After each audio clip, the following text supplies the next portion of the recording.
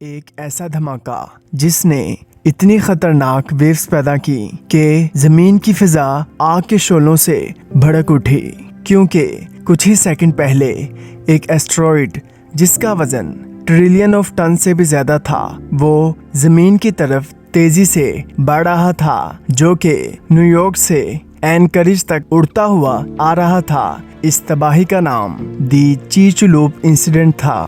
66 million پہلے یہ زمین کی سرفیس پر کریش ہوا تھا۔ یہ وہ دور تھا جب زمین پر ڈائناسور کا راج ہوا کرتا تھا، مگر اب یہ راج ختم ہونے والا تھا۔ یہ ایسٹرائیڈ ماڈرن میکسیکو پر پینیسولا یوکیٹن کے علاقے سے آ کر ٹکرایا، جہاں ڈائناسور کی بہت بڑی تعداد موجود تھی۔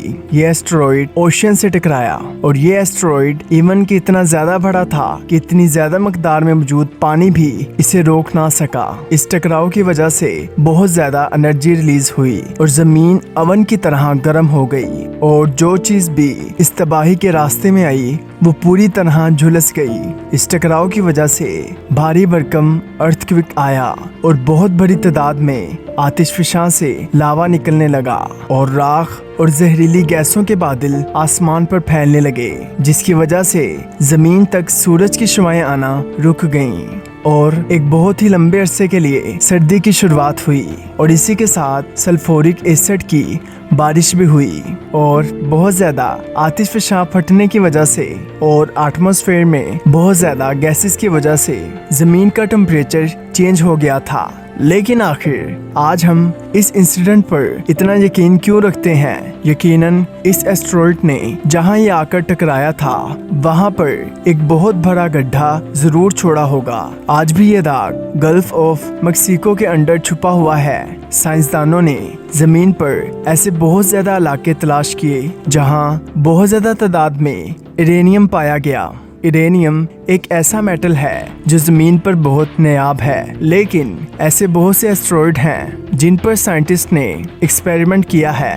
سائنٹسٹ نے آج سے 66 ملین سال پہلے راکس پر بہت سے تجربے کیے، اور ان پتھروں کی لیئر سے انہیں ایسی ڈسٹ ملی جو کہ ہو بہو اس جیسی تھی جو کہ ایسٹرائیڈ کی طرف سے آئی تھی، اور یہ ڈسٹ تبھی رونما ہوتی تھی جب ایک بہت بڑا ایسٹرائیڈ زمین سے ٹکراتا تھا۔ اس ٹکراؤ سے صرف ڈائناسور ہی تباہ نہیں ہوئے، بلکہ ایسٹرائیڈ اتنا گرم تھا کہ اس کے اثر سے ایسٹرائیڈ کا بہت سا حصہ ٹکراؤ سے پہلے ہی ہوا میں غائب ہو گیا، جس کی وجہ سے پانی کے بہت سے بخارات اور کاربن ڈائی آکسائڈ ہوا میں مل گئی۔ لیکن یہاں پر سب سے بڑا مسئلہ سلفر کا تھا، جو کہ ایسٹرائیڈ کے ٹکراؤ کی وجہ سے باہر نکل گیا تھا اور ہوا میں مل گیا تھا۔ یہ چھوٹے چھوٹے سلفر پارٹیکلز نے سورج کی شعاؤں کو بلاک کر دیا تھا، جس کی وجہ سے اب سورج کی روشنی زمین پر پڑنا رک گئی تھی، اور سورج نہ ہونے کی وجہ سے بہت زیادہ پودے زمین کی سطح سے ختم ہونے لگے، اور زمین پوری طرح ٹھنڈی پڑ گئی، اور بہت زیادہ ہیٹ نے ان پتھروں کو گلاس میں بدل دیا۔ سائنٹسٹ ان چیزوں کو ٹیکٹائٹس کہتے ہیں، اور انرجی کی وجہ سے یہ ٹیکٹائز ہوا میں اڑنے لگیں، اور اس کے بعد یہ ٹیکٹائز زمین سے ٹکرانے لگیں۔ لیکن ان ٹیکٹائز کا زمین سے ٹکرانا بہت ہی خطرناک ثابت ہوا، کیونکہ ان میں بارش کے قطروں کے علاوہ گرم شیشے والے فائر بال بھی تھے، جنہوں نے کئی دنوں کے لیے زمین کے سرفیس کو تباہ کر دیا تھا۔ ان ٹیکٹائٹس نے ہر چیز کو جھلسا کر راکھ کر دیا تھا۔ سائنسدانوں نے نہ صرف اس سائٹ پر جہاں ایسٹرائیڈ کا ٹکراؤ ہوا تھا، بلکہ پوری دنیا سے ایویڈنس اکٹھے کیے، لیکن اس کے پیچھے آج بھی بہت سی چیزیں ایک بہت بڑی مسٹری ہیں۔ سائنٹسٹ کا کہنا ہے کہ یہ انسیڈنٹ ایسٹرائیڈ کے ٹکراؤ سے نہیں بلکہ کومٹ کے ٹکراؤ سے ہوا تھا۔